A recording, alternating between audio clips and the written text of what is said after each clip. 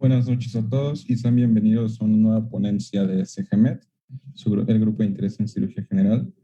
Estamos muy contentos de tenerlos una vez más a todos ustedes con nosotros y el día de hoy trataremos el tema de patología biliar, un tema que estoy seguro que cualquier médico general y en especial un cirujano debería de dominar de buena manera. El día de hoy tenemos al doctor Gustavo Martínez Mier, que nos estará impartiendo esta ponencia. Recuerden que para más ponencias como esta, en un futuro estar atentos a nuestras redes sociales y seguirnos a través de los canales de Telegram y WhatsApp para no perderse nada más. Espero les guste esta ponencia y sin más que decir, los dejo con mi compañera Alejandra.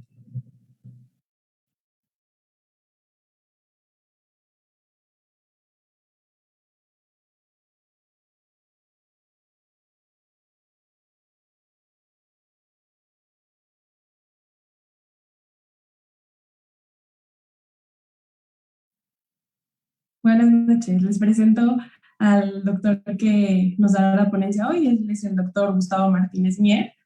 Se graduó con mención honorífica de la Escuela de Medicina del Tecnológico de Monterrey, hizo la residencia en Cirugía General en el Centro Médico Nacional Siglo XXI, realizó un fellow en investigación quirúrgica y biología molecular en el Fox Research Institute en Michigan y un fellow en cirugía de trasplantes abdominales en la Universidad de Iowa. Es actualmente cirujano de trasplantes y jefe de la división en investigación de salud del IMSS en Veracruz. Además es responsable del programa de trasplantes del Hospital General de Veracruz. Es investigador nacional nivel 1 del Sistema Nacional de Investigadores del Consejo Mexicano de Ciencias y Tecnología. Ha realizado personalmente más de 700 trasplantes. Fue el primer cirujano en hacer un trasplante hepático en el estado de Veracruz y el primer cirujano en hacer un trasplante renal pediátrico en el estado de Veracruz. Es autor y coautor de múltiples artículos médicos indexados en revistas especializadas en cirugía general, hepatobiliar y de trasplantes. Es consejero del Consejo Mexicano de Cirugía General por el estado de Veracruz y miembro de la Academia de Cirugía. Así que sin más por el momento, agradeciendo mucho su participación, le cedo la palabra al doctor Gustavo Martínez Mier.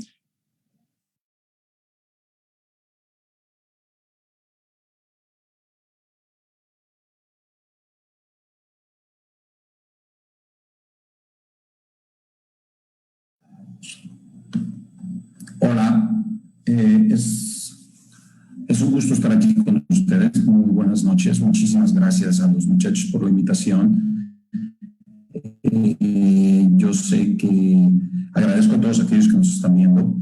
Sé que es una hora difícil porque es domingo en la noche y además hoy Netflix estrena el capítulo de Luis Miguel. Entonces yo creo que estarán más entretenidos pensando en ver a Luis Miguel que ver a un servidor hablar de algo que pudiera ser relativamente complejo. Entonces, para hacer esto, pues vamos a intentar hacerlo lo más sencillo, rápido y ameno posible, de forma tal que lo puedan, que lo podamos disfrutar y entender todos. Le voy a dar share screen a mi pantalla para empezar. Creo que ahí estamos bien. Esto que van a ver ustedes hoy, de lo que yo les voy a platicar el día de hoy, es un extracto o una condensación de varias pláticas que yo he dado en mi vida, producto de esta enfermedad. Y ahí está, perfecto. Y bueno, como les decía, es una condensación de varias pláticas que he dado con respecto a disrupción de vías biliares. Y bueno, vamos a intentar hacerla, obviamente como el público es muy variado, porque va desde estudiantes de medicina hasta residentes, algunos ya son, hay gente que es cirujana, por lo que veo, y público en general, pues vamos a intentar hacerlo lo más simple posible, ¿no? Para que la gente entienda desde un principio, y como simple introducción entenderemos que la colelitiasis es una enfermedad inflamatoria de la vesícula, ¿verdad? Colelitiasis viene luego cole, vesícula bolsa y litos piedra, y es el término que designa la presencia de los cálculos en la vesícula biliar. Y ahí vemos un poquito más o menos un esquemático de cómo se produce el canálico biliar, cómo se produce la bilis, cómo se almacena en la vesícula biliar, y bueno, una esquematización del sistema, ¿verdad?, biliar. El primer caso reconocido de colelitiasis fue hace más de 1500 años. tratamientos para la colelitiasis ha habido de todo tipo, índole, color y sabor, y como dice ahí que durante la Edad Media se utilizaban hasta baños con sulfato de magnesio cuando la gente pensaba que así se podían deshacer los litos. Y bueno, eventualmente Carl Lagerfeld en 1882 realizó la primera colecistectomía exitosa. Esto es un esquema muy interesante de la anatomía biliar, donde podemos ver los conductos hepáticos, ¿verdad? La arteria hepática con sus divisiones izquierda y derecha. Podemos ver también la arteria portal, el conducto cístico, la vesícula tal cual, el conducto colédoco, el conducto pancreático, la primera y segunda porción del duodeno. Podemos ver las partes de la vesícula, el fondo, el cuerpo, el cuello, ¿verdad? Y el conducto cístico, la bolsa de Harman. Esto es relativamente esquemático. ¿Y por qué les digo que es relativamente esquemático? Por lo siguiente. Y es interesante ver esto. Hay cualquier cantidad de variantes anatómicas, ¿verdad? Y podemos platicarlas como esta, variantes anatómicas de la arteria cística. 95% es cierto que tienen su origen en la hepática derecha, pero hay otras que tienen origen en otros lados. Hay císticas dobles, pueden venir la gastrodenal, de la pancreatodenal. Entonces, la diapositiva anterior que vieron es un esquema general, ¿no? De cómo en teoría deberían de ser. Sin embargo, podemos ver que, por decir, entrada en la arteria cística hay variantes. Aquí también podemos darnos cuenta cómo el conducto cístico también tiene cualquier cantidad de presentaciones, ¿verdad? El 33% es la presentación común, ¿verdad? Y podemos ver varias disposiciones del conducto cístico. Entonces, esto es importante porque cuando uno opera a un paciente que tiene colelitiasis, colecistitis, no nada más es pensar el proceso que puede encontrar algún inflamatorio, sino que siempre puede haber una anomalía anatómica o algo diferente que te pueda llevar a pensar en hacer las cosas de otra forma o a tener cuidado de no lesionarlas, ¿no? Que ese es el tópico final de la plática. Aquí podemos ver variantes anatómicas arteriales del tronco celíaco y de la arteria hepática. No me detengo mucho en esto. Simple y sencillamente, este es un artículo de 360 donadores de hígado para que se den cuenta cómo hay cualquier disposición, ¿verdad? Entonces, la anatomía clásica como clásica, pues no es tan clásica. Al igual que dense cuenta las variantes anatómicas portales que podemos encontrar. Entonces, no todas, la anatomía clásica que les presenté en un principio es algo que hay que tener en cuenta, pero siempre hay que estar dispuesto a que algo puede ser diferente. Y bueno, pues evidentemente esta es la imagen de una colecistectomía laparoscópica, la cual hay un proceso inflamatorio. La imagen está un poco pixeleada, pero este es un proceso inflamatorio que eventualmente es a lo que la gente se enfrenta. Y ahí es en los procesos inflamatorios donde estas lesiones, disrupciones, como le quieran llamar, pueden ocurrir. Actualmente lo que se propone principalmente es obviamente una cultura de seguridad. ¿Y qué es lo importante de una cultura de seguridad? Pues obviamente no causar daño. Y para esto el primer punto que se ha dicho a través de todas las asociaciones de cirugía que existen tanto en México como en el extranjero es la cultura de la colecistectomía segura, y que está basada en esto, en la visión crítica de seguridad de un doctor muy famoso que es el doctor Steven Strasberg. Este es un diagrama esquemático donde la idea de gestar la visión crítica de seguridad es identificar el conducto cístico y la arteria cística con este paso que vemos aquí. Ahora vamos a ver otra imagen, ¿no? ¿Qué es esto? Lo primero, como les decía yo, es la prevención. Aquí podemos ver perfectamente esta ventana de seguridad donde se aprecia la arteria cística, el conducto cístico y un poco el lecho hepático. Al día de hoy, las principales asociaciones, como les decía yo, pugnan de cirugía en este país y fuera de este país, pugnan por esta cultura de prevención y de seguridad. Ahí, de hecho, podemos encontrar principalmente una que se llama SAGES, que es la Asociación Americana de Cirugía Endoscópica, 9 puntos donde uno determina la seguridad de una colecistectomía laparoscópica para no generar problemas. Sin embargo, pues bueno, lo más importante es llegar a este punto de identificación, que es esta diapositiva que les estoy enseñando. Tan es así que me adelanté a platicárselos. Miren, este es un consenso de esta asociación precisamente de SAGES, donde son guías prácticas para prevenir lesiones de vías biliares, una anterior colecistectomía. ¿Por qué? Porque lo primero que nosotros tenemos que hacer una vez que tú tienes un paciente que tiene litiasis vesicular y que se inflama, pues eventualmente es, si ya lo vas a someter a cirugía, pues es eventualmente no lesionarlo, ¿no? No lesionarle o no tener algún accidente en sus conductos biliares. Entonces, estas son unas pequeñas prácticas que están orientadas hacia la colecistectomía segura antes de llegar al proceso de lesión. Y bueno, las preguntas, como dice ahí, ¿no?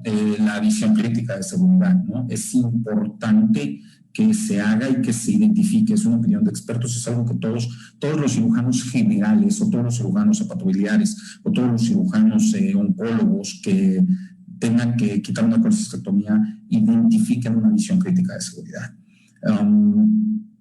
Entonces, la segunda recomendación es que si no logramos identificar visión crítica de seguridad, debemos de intentar hacer algún tipo de procedimiento de escape o de bailout, que le llaman los americanos, que básicamente son procedimientos que se llevan a cabo para no crear problemas y evitar las lesiones de vías biliares. El principal de ellos es básicamente hacer una colecistectomía subtotal. Eso lo veremos en diapositivas más adelante. Y la idea, como dice ahí, es si tú no tienes una visión de seguridad, intentar hacer una colecistectomía subtotal. Otra de las cosas que es importante y que solamente la voy a tocar someramente en la plática es utilizar las guías de Tokio. Las guías de Tokio son una serie de parámetros que se utilizan para el tratamiento de colecistitis, de colangitis, para procedimientos de patología de viabilidad. Y entonces, si nosotros utilizamos las guías de Tokio y nos basamos un poco en ellas y tratamos a nuestros pacientes de esa forma, es muy probable que tengamos la posibilidad de minimizar las lesiones de vías biliares en su mayoría, ¿no? Entonces, como vemos aquí abajo, pues también, y eso ya lo platiqué, los cirujanos deben considerar ciertos factores que aumentan la dificultad de la colecistectomía, como la edad, la obesidad, cirrosis, adherencias y a variantes anatómicas, como lo platicamos aquí.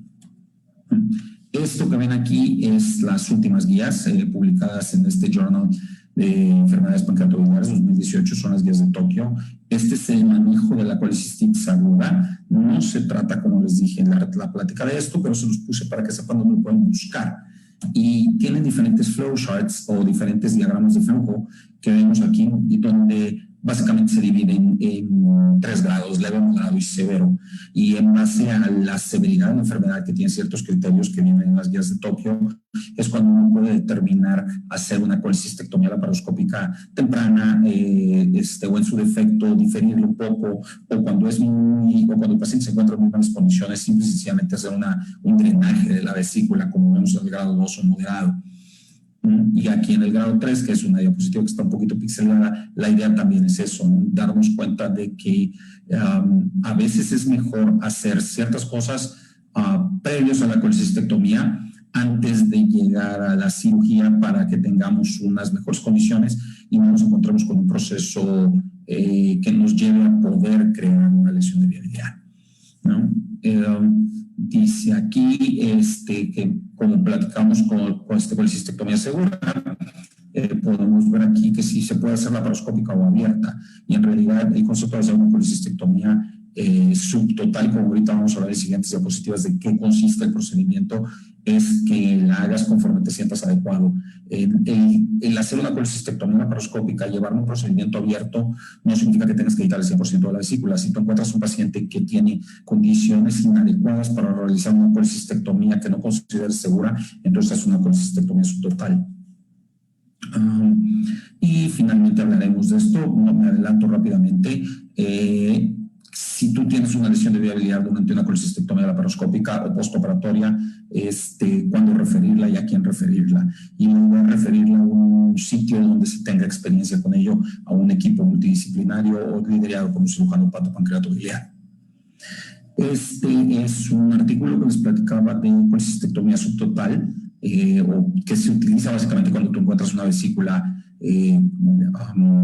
difícil, por llamarle de alguna forma, y obviamente la idea de hacer una colecistectomía total, como vimos ahí, es prevenir lesiones de vías biliares, hacerlo de forma segura.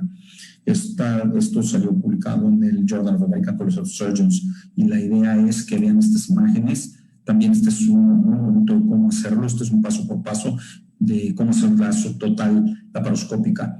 Hay dos, básicamente, y me voy a regresar, como vemos aquí, fenestrada o reconstituida. Y las formas de enseñárselas aquí, pues es una es fenestrada, que básicamente es la primera que estamos viendo aquí. Y la idea es cortar cierta parte de la vesícula y llegar hasta el conducto hasta el orificio del conducto cístico y hacer una sutura y simple y sencillamente cerrarlo. Con eso dejas cierras eventualmente la vesícula, cierras el conducto para que evites fugas y eventualmente pues terminas el procedimiento. Esta es la fenestrada y esta es la reconstituida, donde básicamente es como si obviamente no cortas toda la vesícula, pero es un subtotal y dejas un pequeño pedacito y lo reestructuras como dejar un remanente.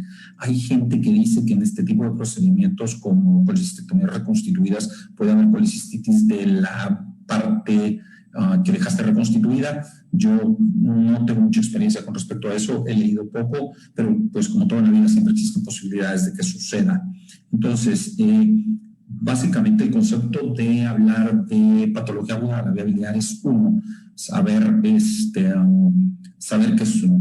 un poco de anatomía de la vesícula y sus conductos biliares, entender un poquito qué es la colecistitis.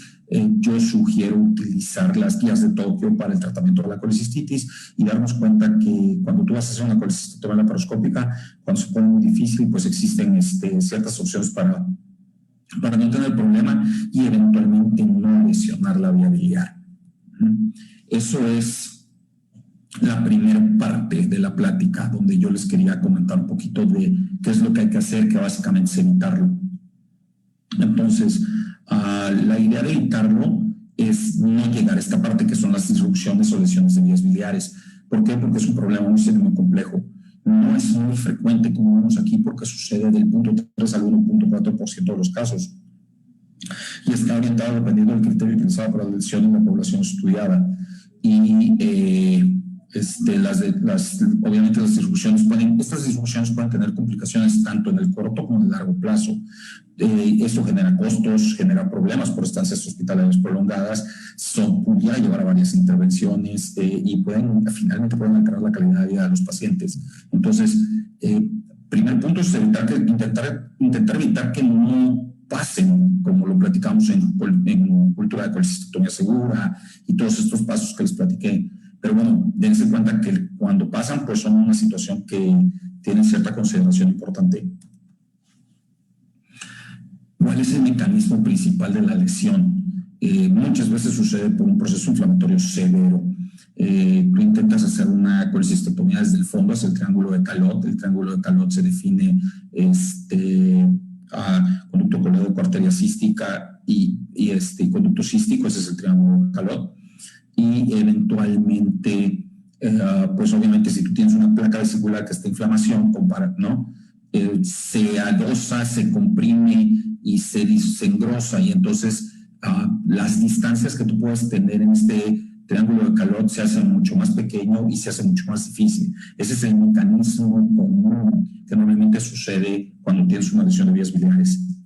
Y pues bueno, esta es la lesión básicamente, la lesión básica, ¿no? Como vemos en esto, ¿no? La primera es mal identificar el conducto colédoco por el conducto cístico y obviamente seccionarlo, transeccionarlo accidentalmente, evidentemente con clips, ¿verdad?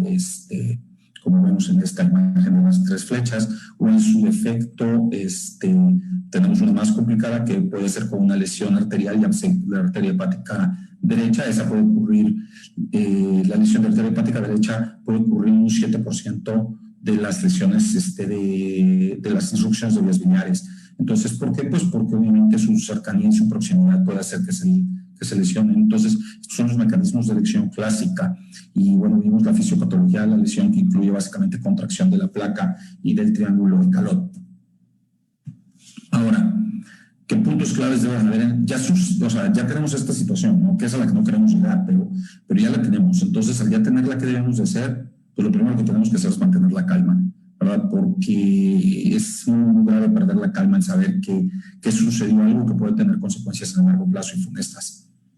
Entonces, para mí, ¿cuáles son los puntos claves en la evaluación de una lesión de vías biliares? El primero es determinar el momento en que ocurre la lesión, porque en base al momento en que ocurre la lesión, sabes que puedes, o sea, hay diferentes armamentarios o diferentes abordajes para saber qué hacer. El otro es el estado clínico del paciente. Si es un paciente que está sano, si es un paciente que está séptico, si es un paciente que tiene comorbilidades, eso es muy, muy importante para definir también qué hacer. Evidentemente el estatus intraabdominal, ¿verdad? Que no haya colecciones líquidas, que no haya abscesos, biliomas, que no haya sepsis intraabdominal, o que haya, ¿no? Dependiendo de cómo se encuentre, ¿no? La localización de la lesión, ¿verdad? Y para eso hablaremos de una clasificación que es la más comúnmente utilizada, que es la clasificación de Strasberg, ¿verdad? Porque dependiendo de la localización de la lesión, a veces hay que hacer diferentes manejos o diferentes abordajes. Evidentemente, la longitud y el grado de la lesión, esto es un concepto que platicaremos más al rato, y preservación o ausencia de confluencia de los dos conductos hepáticos, tanto derecho como izquierdo. Se ha visto que los pacientes que pierden esta confluencia tienen a lo mejor un pronóstico un poco peor, más sombrío, y a lo mejor hay que hacer procedimientos un poco más avanzados como pequeñas resecciones hepáticas o anastomosis dobles o diferentes cosas que pueden llevar a no tener un éxito tan significativo como algunas otras. Y eventualmente, como vimos ahí, es la lesión vascular asociada, ¿no? ¿Por qué? Porque no es lo que va a pasar en el momento que lo operas, que es un gran sangrado, sino lo que puede pasar después, porque puede haber isquemia de los conductos hepáticos, puede haber infartos hepáticos y puede haber abscesos de los mismos y complicaciones en el largo plazo.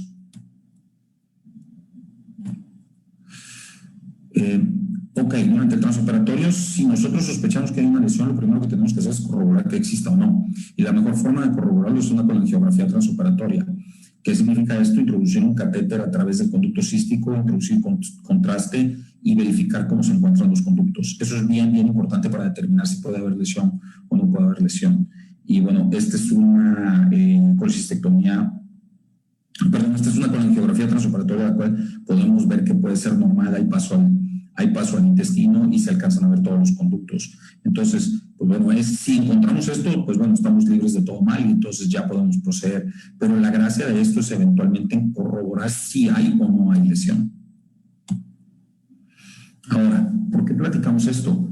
Porque hay artículos que dicen aquí que si tú encuentras la lesión en el transoperatorio, como estos que vemos aquí de Pereira, de Rice, de Silva, dice que los resultados son mejores cuando la reparación es inmediata o cuando la reconstrucción es intraoperatoria.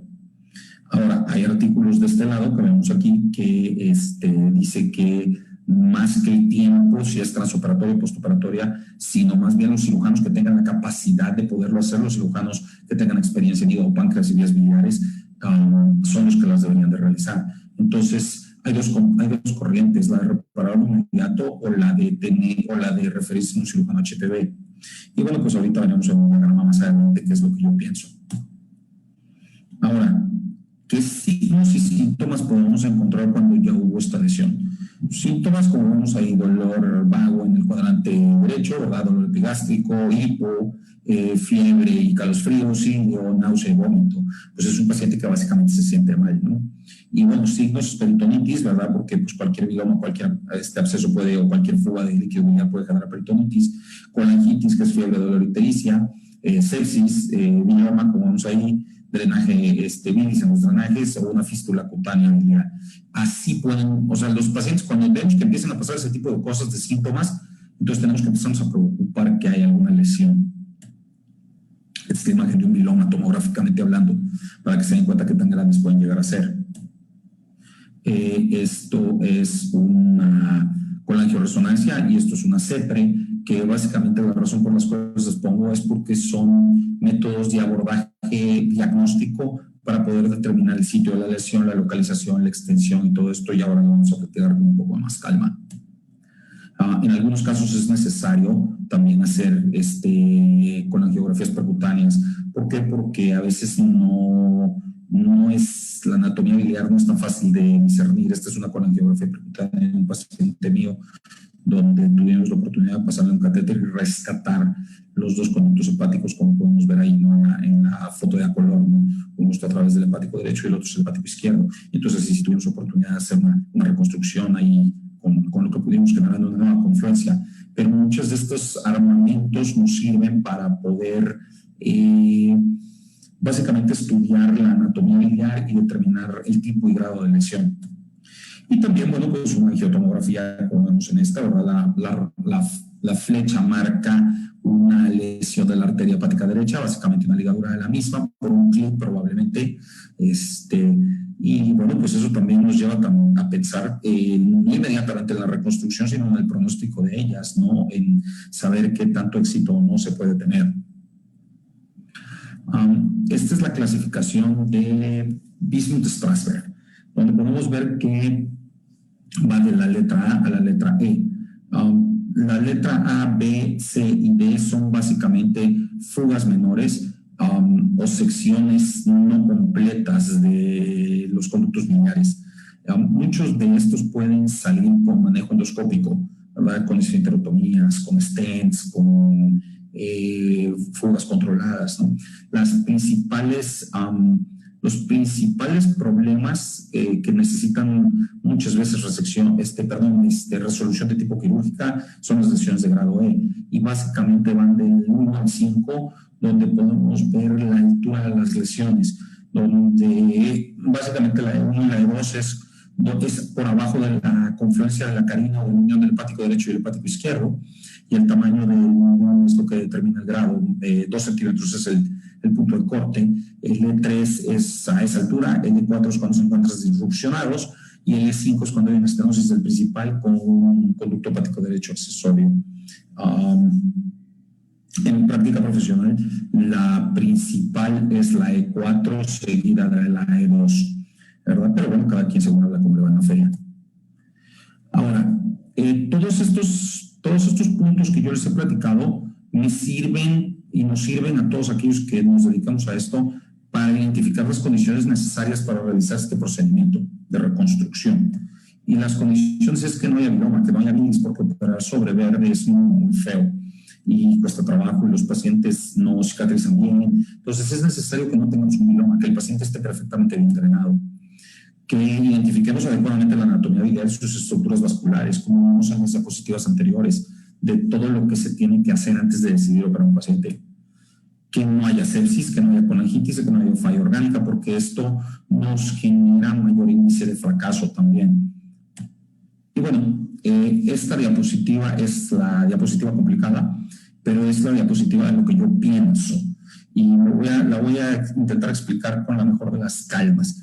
Y la mejor de las calmas es identificar, está orientado a cuándo lo encontraste. Si tú tienes una lesión de tipo inmediata, y lo primero que tienes que hacer, como les dije, es, si sucede en el quirófano, hacer una colangiografía intraoperatoria. Y si es postoperatoria, definir la anatomía, que básicamente es el concepto de una colangiografía. Hay que definir la anatomía en menos de 72 horas. Si sucede en el transoperatorio y tienes un cirujano HPV disponible, que lo haga. Si no lo tienes, pues la tienes que drenar y referir a un centro donde sepan hacerlas. Interesantemente, hace 1, 2, 3 días me mandaron una imagen del director del hospital donde trabajo, me mandó una imagen de un caso que tenía exactamente este camino. Estaban en el quirófano, hicieron una colangiografía, encontraron que había una lesión. Obviamente este caso fue fuera de la ciudad, fue como a 3 horas de aquí. Y les dije, ¿saben qué? Trénenlo, pónganle un catéter, lo hicieron y lo mandaron. Y la paciente está en el hospital esperando básicamente que la reconstruyamos, lo cual lo vamos a hacer pues, en lo más breve posible. ¿Y por qué? Porque entonces caemos a este punto postoperatorio, que es que una vez que definimos esto, pues obviamente vamos al quirófano, lo hacemos en menos de 72 horas. Ahora, si tú tienes una que va más allá de 72 horas o hasta 4 o 6 semanas, porque actualmente no hay artículos, de hecho, un metaanálisis muy interesante de unos holandeses, del doctor Mark Besselink, donde dice que si no lo haces en menos de 2 semanas, que mejor te esperes hasta 6. Esta dice 4 semanas, pero la diapositiva es un poco viejita, entonces yo creo que a lo mejor le tendré que updatear. Y bueno, lo importante es darnos cuenta si hay líquido o no líquido en el abdomen. ¿Por qué? Porque el líquido puede ser absceso, puede ser pus, puede ser bilis. Entonces hay que ver que se drene. Después de eso hay que intentar hacer una colangiopancreatortomy ¿no? Retrógrada, para determinar si básicamente las lesiones pueden ser, como lo platicamos en la clasificación de Strasberg, que va desde la A a la D, y saber si se ve o no se ve. Y si podemos solucionarlo, ¿verdad? De la A a la D con esfinterotomías, con drenajes, con remover litos o con lo que sea, pues bueno, lo intentamos. Y si no, pues intentaremos hacer una con angiografía percutánea para definir la anatomía. Y bueno, pues si ya definimos la anatomía y nos damos cuenta que hay una lesión importante, pues eventualmente lo reconstruiremos. Y eventualmente después de 4 o 6 semanas, si tú tienes un paciente que está amarillo o tienes un paciente que tiene una colección, pues obviamente tienes que intentarlo definir con una colangioresonancia y darnos cuenta si hay piedras o si hay estenosis o si hay lesiones postoperatorias. Y evidentemente el algoritmo es más o menos el mismo. Entonces, dense cuenta que para lo importante tiene que ser definir la anatomía, como ya lo hemos visto. Y para definiciones de anatomías se existen la CEPRE, la colangioresonancia y la colangiopercutánea. Importante también es ver si hay líquido o no líquido en el abdomen. Estos son puntos claros que yo les digo a todos mis residentes. Está la anatomía definida, hay líquido o no líquido en el abdomen. Podemos hacer una CEPRE, una colangiopancreato retrógrada, para visualizar la imagen o para saber si tiene un hito residual o para saber si esto, o si no, en su defecto, intentar hacer una colangioresonancia que nos va a dar un método diagnóstico también bastante certero. Y si no podemos hacer una de esas, pues a lo mejor intentar una colangio percutánea, que es un procedimiento invasivo con un radiólogo intervencionista, pero que también nos proporciona muchísima información y son muy, muy buenas. Entonces, esta sería ¿cómo lo pensaría yo? Ahora bien, ¿qué pasa al final? Al final es que recibimos a los pacientes como Dios nos da a entender, y es bien importante que la gente que nos los refiere entienda que nosotros necesitamos saber la mayor cantidad de información para determinar qué es lo que le vamos a hacer al paciente. Algunas veces los pacientes ya podían venir protocolizados con todas estas cosas que les platiqué en el diagrama anterior. Sin embargo, pues a veces nos mandan una nota muy, muy escueta donde no dice absolutamente nada. Entonces, a mí me gusta, yo encontré este artículo hace 5 años y a mí me gusta, yo soy un defensor de este artículo y un gran propositor, porque me gusta que nos manden reportes tabulares. ¿Y qué significa esto? Que observemos verdaderamente qué es lo que pasa. Y esta diapositiva, que es básicamente un pequeño refresh en nuestra experiencia, fue publicado en 2020 en esta referencia que vemos ahí arriba. Si vemos las tablas, a lo mejor están muy complicadas de ver porque están tan chiquitas, pero la idea que yo les platico de este reporte tabular es decir, ok, ¿dónde sucedió? ¿Por qué se operó la paciente? Sea por colelitiasis sintomática o por colecistitis, porque esto nos da una idea del mecanismo de la lesión. Saber si fue abierto laparoscópica, si se convirtió o no se convirtió, si se reconoció la lesión durante el procedimiento, si le hicieron algo o no le hicieron nada, si la operaron, además del procedimiento lo operaron antes, y el número de cirugías previas para poder saber. Si se dan cuenta, esta tabla nos revela, es un informe donde podemos ir ubicando en el diagrama de flujo que les presenté, qué se le fue haciendo a cada paciente. Y bueno, aquí también podemos detenernos en esto, en la presentación de la lesión, o sea, ¿por qué no las están dando? Si tiene colangitis, si tiene tricia, si tiene sepsis intraabdominal, si tiene una fístula, y el tiempo de reparación. ¿Por qué? Porque con el tiempo de reparación pues, podemos saber a qué nos enfrentamos y también qué pedirles, y al mismo tiempo qué investigaciones o intervenciones le hicimos. Esta es la forma en la que yo propongo, tomando como base el artículo anterior, que me manden a los pacientes con la mayor cantidad de información posible. Desafortunadamente no siempre sucede y entonces a veces recibimos notas muy escuetas, pero bueno, la idea es que fuera así. El procedimiento, sin caer en grandes consideraciones, es hacer una guía de Roux, que básicamente es una reconstrucción. Esta se debe a César Roux, que fue un cirujano suizo que hizo este concepto de cómo hacer esta reconstrucción, que básicamente es subir un asa. Las condiciones necesarias es que las asas tengan por lo menos unos 40 centímetros de distancia entre una anastomosis y otra para que no haya reflujo, porque eso puede ser un reflujo intestinal, porque eso puede ser una condicionante de colangitis, ¿verdad?, postoperatoria. Y bueno, esta es una imagen donde ahí vemos una lesión, donde ya eso se lasa, ahí tenemos la mucosa, tenemos la vía biliar, la cual la tenemos referida con sutura, y vamos a hacer la anastomosis. No es motivo de la plática discutir todas las consideraciones técnicas, porque bueno, pues podríamos hablar muchísimo rato de esto y no tiene caso. Pero bueno, básicamente es la imagen esquemática de cómo se debe hacer. Ahora, ¿quién tiene la capacidad de llevar a cabo el procedimiento como lo platicamos? pues bueno, la gente que tenga entrenamiento en hígado, páncreas y vías biliares, en teoría es la gente que mejores resultados puede tener. Ahora, afortunadamente no en todo el mundo existe este tipo de entrenamiento. Hay muchos cirujanos de trasplante que, como un servidor, que hacen cirugía HPV. Hay cirujanos generales que tienen múltiple experiencia sin haber tomado ningún curso.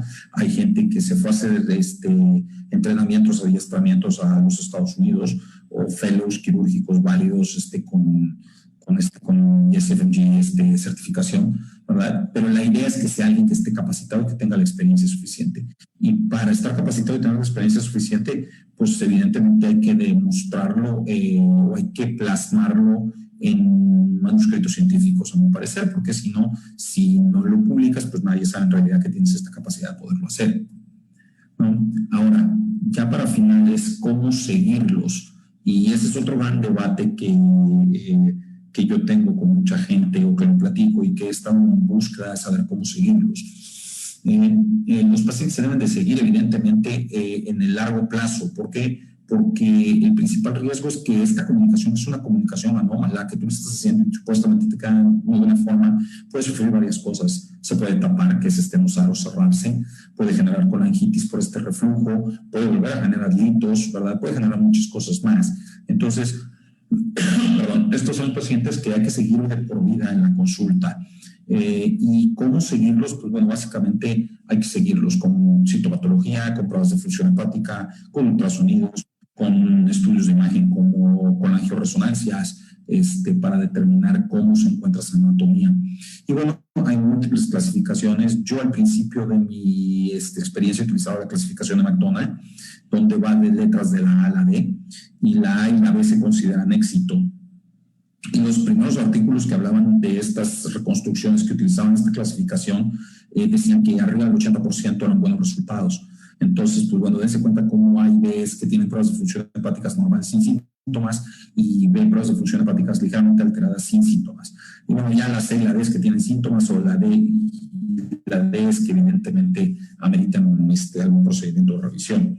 Entonces, esta era la clasificación que yo utilizaba originalmente, pero ahora utilizo esta para determinar a mis pacientes, y esta básicamente el concepto que mide son dos, primero que nada. El primer concepto es permeabilidad primaria. ¿Qué significa permeabilidad primaria? Es un paciente que básicamente 90 días después de operado no tiene ningún tutor, stent, prótesis, ningún pedazo de plástico dentro de la vía biliar, no tiene ninguna fístula, no tiene un absceso, no tiene colangitis, no tiene nada. Es un paciente que está sano.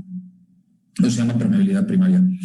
Y a partir de ahí empiezas a determinar la sobrevida de tu reconstrucción como si fuera una curva de Kaplan-Meier de sobrevida de un cáncer. Y evidentemente puedes tener pacientes que pierden la permeabilidad primaria, pero la puedes volver a recuperar la permeabilidad, y entonces eso se llama permeabilidad secundaria.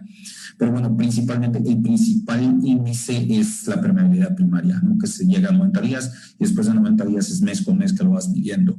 Yo lo utilizo porque este es un grupo muy interesante de gente a la cual le tengo mucho respeto, como el doctor Eduardo Santibáñez, el doctor Dirgoma, Keith Lilimo, el maestro del mercado de nutrición, Henry Pitt, ¿verdad? Que es una institución de cirugía, y el profesor Steven Strasberg, al cual yo tuve el gusto alguna vez de conocer y saludar en alguna de mis correrías en Estados Unidos. Y bueno, pues esta es la que utilizo yo. Entonces, para que se den cuenta cómo se reporta, este es el reporte nuestro de ese artículo que les platiqué. Y básicamente, si se dan cuenta, se calcula como si fuera una sobrevida actuarial de permeabilidad y se mide en base a años, ¿no? Yo tengo aquí, podemos ver nuestros resultados, que a un año nuestra permeabilidad primaria es de 91, a 5 años de 53 y a 10 años de 53. Eso es relativamente bueno para los estándares que ofrecen grandes centros. Entonces, pues yo creo que así es como deberíamos de reportarlo, y ya eventualmente ver si hay pacientes que generan complicaciones a largo plazo. Creo que con esto termino mi plática. Efectivamente, muchísimas gracias. No tengo más que agradecer la oportunidad de platicar con ustedes esto, y estoy más que abierto a cualquier pregunta que ustedes tengan. Es un gusto.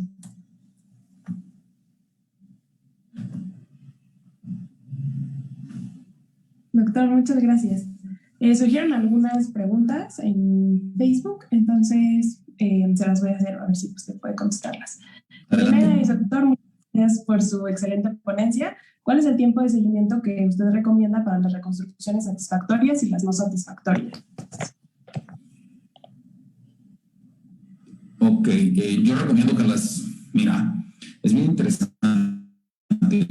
Yo tengo un esquema, yo creo que hay que seguirlos por un muy buen rato porque se dice que los libros viejos dicen que pueden presentar estenosis, que es la principal complicación, o estrechez, hasta 10 años posterior a los 5 años post operada. Entonces yo los intento seguir la mayor cantidad de tiempo a medida que el sistema de salud me lo permite, porque a veces los sistemas de salud te dicen, no, ya tiene mucho tiempo, ya la da de alta.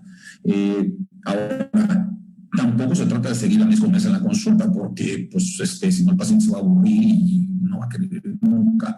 Yo he desarrollado como una especie de pauta Cartabón, ¿no? La cual durante el primer año las consultas son cada 2 o 3 meses. Al año les hago que es con pruebas de función hepática y con ultrasonido. Al año les hago una colangiorresonancia para ver cómo está. Después del segundo al quinto año les hago igual colangiorresonancia una vez al año y la cito de 3 a 4 meses sin ningún problema, y las pruebas de función hepáticas están sólidas y la colangio es muy parecida, las empiezo a citar una vez al año y guardo un control telefónico de ellas. De hecho, de casi todos mis pacientes intento guardar un control telefónico y a veces, aunque no vayan, les marco para preguntar simple y sencillamente cómo se encuentran. Entonces, si tú me preguntas, yo tengo pacientes que he seguido por más de 15 años y yo creo que hay que seguirlas por lo menos más de 5. Muchas gracias, doctor. La siguiente dice, ¿qué medidas de seguridad se pueden tomar para prevenir la lesión de alguno de los elementos del triángulo de Calot? Bueno, básicamente lo que platicamos, toda la primera parte de la plática está orientado a eso, a colecistectomía segura. Lo importante es la visión crítica de seguridad, la visión crítica de Strasberg, y yo les recomiendo que hay el SAGES, que es la Sociedad Americana de Cirugía Endoscópica, tiene lo que le llaman los 9 puntos para una colecistectomía segura, que incluye a lo mejor tomar, como dicen por ahí, tomar un tiempo fuera para que todo el resto del equipo vea la pantalla de una colecistectomía y diga, efectivamente, esta es la arteria, este es el conducto. No es motivo pero hay básicamente el punto, la pirámide de todo o la base de la pirámide es la visión crítica de seguridad. Después de eso hay 9 puntos que recomiendo. SAGES, no tengo la referencia por aquí, pero búsquenlo por ahí, en cualquier sitio lo van a encontrar. Gracias, doctor. La siguiente, doctor, muy buenas noches y muchas gracias por su ponencia. Con respecto a los avances de la cirugía robótica en México y en el mundo, ¿considera usted que en un futuro cercano prácticamente todas las reconstrucciones de la vía biliar se realicen por medio de la cirugía robótica gracias a sus beneficios y facilidades? Muchas gracias. Híjole, esa es una muy buena pregunta. Si aquí en el panel estuviera un muy buen amigo mío, nombre Adolfo Cuendis, contestaría inmediatamente que sí, porque él es el que más experiencia en cirugía robótica tiene en reconstrucciones de vías biliares. Además de Enrique Chavarría, que es muy, y del grupo del doctor Noyola, serían los 2 grupos que si yo estuviera al lado de ellos me dirían que efectivamente todo terminaría siendo robótico. Yo lo que creo, yo no tengo cirugía robótica en mi ciudad, ¿no? Y al no tener cirugía robótica, pues no puedo ofrecer cirugía robótica. Yo lo que creo de esto es que la cirugía robótica va a tener un lugar predominante, y porque yo pretendo aprender cirugía robótica en su momento, creo que va a tener un lugar predominante en procedimientos de alta complejidad donde se elimina el temblor del cirujano, porque la cirugía robótica elimina el temblor del cirujano y hace la vida un poco más fácil. Entonces, en algunos casos de reconstrucción, de reconstrucciones de vías biliares, pues obviamente la cirugía robótica tendrá un lugar preponderante. Yo lo que... evidentemente hay gente que también hay por ahí series que comparan robótica contra la laparoscópica. Y bueno, el primero de los puntos es que lo que va... Y entonces con esto dirías, bueno, pues entonces, ¿qué haces haciéndolas abiertas? Tú mejor refiérelas a un lugar donde todas las hagan laparoscópicas o a donde todas las hagan robóticas. El problema es la disponibilidad, la experiencia y que hay en la capacidad de poderlo hacer. Y segundo, los resultados, ¿no? Entonces, yo considero que sí vamos para allá, pero no hemos llegado a todavía, ¿no? ¿Cuándo llegaremos? pues cuando la curva de todos los que la hagamos se estandarice, ¿no? Entonces, el primero de los puntos es lograr tasas de permeabilidad, como dice el artículo ese, tasas de permeabilidad superiores arriba del 90%, o sea, que sean 95, 97, o sea, que la gran mayoría de los pacientes queden permeables a 3 meses. Y después de eso, que no se testimocen. Si tú eres capaz de lograr eso a través de una reconstrucción robótica, hazlo. Si eres capaz de hacer una reconstrucción laparoscópica, hazlo. Si eres capaz de hacer una reconstrucción abierta, hazlo. Si eres capaz de hacerlo en las 3, ofréceselo al paciente. Gracias, doctor. La siguiente. Hay situaciones en las que dentro de la cirugía no nos podamos dar cuenta de la lesión. En tal caso, ¿cómo podemos darnos cuenta del daño? Los pacientes, como puso los síntomas, empiezan a debutar, se sienten mal, ¿no? El paciente el paciente no avanza en su recuperación. Si el paciente se pone amarillo, evidentemente lo primero que hay que pensar es o que se le quedó un hito o que hay una lesión. Hay que pensar en esas dos cosas. Si el paciente empieza a tener náusea, malestar, distensión, es un paciente que no va en la recuperación postoperatoria correcta, y así es cuando lo tienes que pensar. Si tú dejas un drenaje porque te da miedo, de repente en el miedo te das cuenta que empieza a salir bien, pues también tienes que pensar en eso. Entonces, hay una diapositiva, como dice ahí la diapositiva, signos y síntomas. Gracias, doctor. La siguiente dice, doctor, muy buenas noches. ¿Cuáles son los principales agentes microbianos que pueden generar infecciones en pacientes sometidos a cirugía para reconstrucción de la vía biliar y cómo podemos lograr evitar estas infecciones? Gracias. Antimicrobianos gram negativos, básicamente. Entonces, el esquema debe de estar orientado a gram negativos. Yo normalmente arranco con una cefalosporina de tercera o de cuarta, o puedo generar con levo y a lo mejor unos anaerobios, y ya después puedo escalar a carbapenémicos. También es un poco de cartabón eso, pero bueno, ahí cada quien le hace, dependiendo la flora de tu hospital, pero básicamente son gram negativos. Gracias, doctor. La siguiente, ¿qué tanto valor diagnóstico le vamos a dar a la triada del Charcot en estos pacientes? No alcanza a escuchar. Sí, ¿qué tanto valor diagnóstico le damos a la triada de Charcot en estos pacientes? Ok, ¿qué tanto valor diagnóstico es importantísimo? Si tú es una colangitis, si tú tienes un paciente postoperado de una colecistectomía que te genera una colangitis, lo primero que tienes que pensar es o en un hito o una lesión de vía biliar. Es importantísimo. Sí, altamente importante y altamente sugestivo. Gracias, doctor. La siguiente, buenas noches, doctor. Muchas gracias por la ponencia. ¿Cuál sería un porcentaje aproximado de pacientes que presenten complicaciones postoperatorias y cuál es la complicación más común? Me imagino que la pregunta orientada hacia complicación.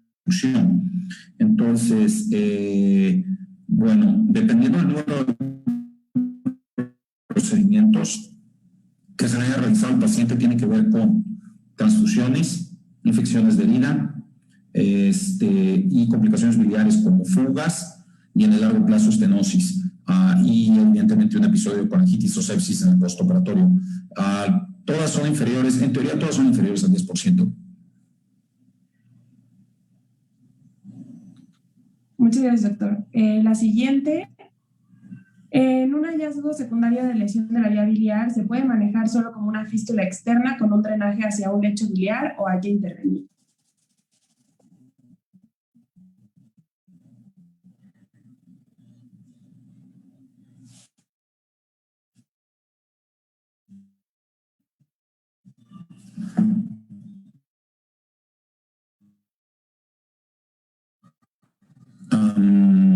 Ok, estoy leyéndola aquí también en el Facebook un poquito. Lo primero que tú tienes que hacer es, si ya encuentras una CEPRE, puedes hacer una colangioreso o puedes hacer una colangiopercutánea, pero no es que haya que intervenir o no intervenir. Lo primero que tienes que hacer es definir la anatomía y entonces es calificar la lesión para saber si, como dije ahí, de la A a la D pudieran salir con manejo endoscópico, y la E, pues la gran mayoría de veces es con manejo quirúrgico. Entonces, tienes no es manejarlo como fístula externa, sino simple y sencillamente es identificar qué situación sucedió.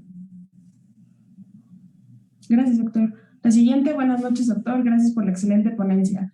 ¿Cuál sería el examen de imagen principal para evaluar si hubo una lesión de vías biliares en hospitales sin muchos recursos?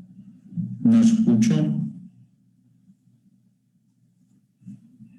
Sí, dice, ¿cuál sería el examen de imagen principal para evaluar si hubo una lesión de vía biliar en hospitales sin muchos recursos? La estoy leyendo aquí. Por ahí hubo unas antes que voy a contestar porque no la vi. Indico ácidos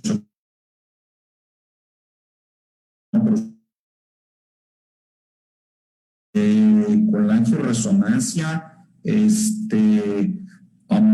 variado dependiendo del sistema de salud. En algunos casos, aquí en Veracruz la tenemos con relativa disponibilidad dentro de la seguridad social. El examen de imagen principal si hubo una lesión en hospitales sin muchos recursos. Yo diría que la tomografía nos puede ayudar para determinar si la vía ya está dilatada o no. Ultrasonidos para saber si está dilatada o no. Y si tú tienes y en algunos casos hay gente que sugiere hasta fistulografías, pero yo creo que iría tomografía y ultrasonido. Gracias, doctor. La siguiente, ¿qué se debe hacer en un paciente con coledocolitiasis? Bueno, eso es otra cosa. Un paciente con coledocolitiasis residual es un paciente que eventualmente debuta amarillo después de una colecistectomía y como dice el diagrama, si no hay líquido, si no hay fuga, lo primero que hay que hacer es hacer una CEP para ver si se puede extraer el hito, hacer una papilotomía y eventualmente lograr una extracción. Ahí lo decía el diagrama. Muchas gracias, doctor. ¿Usted tiene alguna otra pregunta que esté viendo ahí? Yo ya no tengo más preguntas acá. A ver, déjame ver. El porcentaje de estenosis a 5 años y qué opina acerca de la tutorización con drenaje de Kerr. En mi experiencia, mi porcentaje de estenosis es como del 10%, que es más o menos lo que se publica en la literatura. La tutorización con drenaje, yo solía poner sondas transhepáticas, ahora ya no lo hago e intento evitar los tutores a sobremanera, porque muchos de ellos están asociados a colangitis postoperatoria y la colangitis postoperatoria también está asociado a que la permeabilidad disminuye. Entonces, si puedes evitar los tutores es mejor. En lesiones térmicas de vía biliar, ¿cuál usted cree que sea el mejor manejo de estos casos? Pues dependiendo del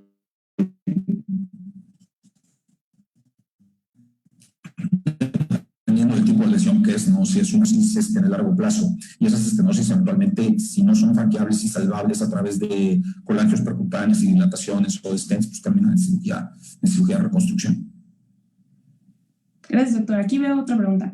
En su práctica, en el caso de pacientes que se presentan sépticos con lesiones no advertidas, ¿cuál es el timing adecuado para la reparación definitiva?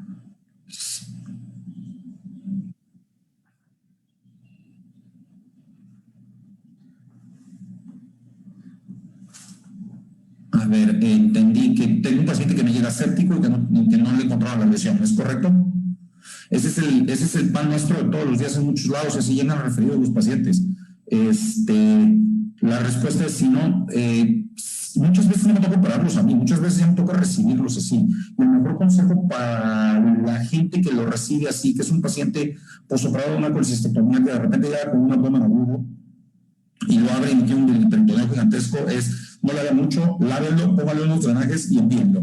Es el mejor procedimiento. ¿Por qué? Porque lo estás drenando. Es cierto que se lleva una cirugía además, pero bueno, es preferible, como vieron en toda la plática, los pacientes drenados, los pacientes que no tienen abscesos, los pacientes no sépticos, los pacientes que están en mejores condiciones son los pacientes que se deben de operar. Entonces, si tú tienes un paciente que llega así, lávalo, drénalo y refiéralo a donde tú le tengas más confianza. Muchísimas gracias, doctor. Muchísimas gracias por la ponencia y por estas preguntas. Le voy a ceder la palabra a nuestro vicepresidente, Diego Dávila, para que nos... Hay una más aquí que leo. ¿Cuál es su opinión en relación al manejo quirúrgico endoscópico en relación a estenosis de vía biliar? Creo que es buena. Si tienes un endoscopista que sea capaz de rehabilitar la vía biliar con varios stents y recambios, pudiera tener un adecuado éxito cuando las lesiones no son transacciones completas, cuando las lesiones son de A a la D, por lo mismo que estás de una lesión E, eventualmente el manejo endoscópico no tiene razón de ser. Pero para eso hay que tener un muy buen endoscopista. Gracias, doctor. Creo que ahora sí terminamos las preguntas, ¿cierto? Y el timing adecuado, y el timing adecuado para reparar las lesiones, si tú tienes un paciente, es que lo estoy leyendo y además, como lo estoy leyendo en el Facebook, fue un alumno mío, al cual le mando muchos saludos. El timing adecuado es que ya después de que lo ganaste hay que esperar unas 6 semanas. Eso es lo que dicen los nuevos artículos de la gente de Holanda y consenso europeo.